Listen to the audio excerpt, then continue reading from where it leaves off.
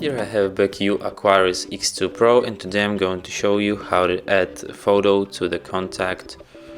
So what you have to do is to open your contacts, go to the contact that you want to photo, then you tap edit contact.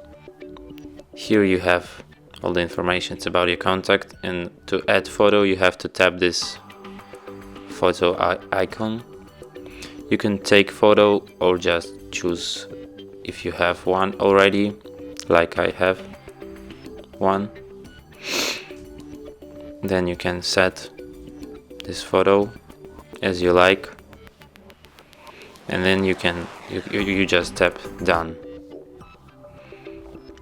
and that's it. Then you click save, yeah, and now you have photo to your contact. And that's it. Thanks for watching. If you find this tutorial useful, don't forget to hit that like button and subscribe to our channel.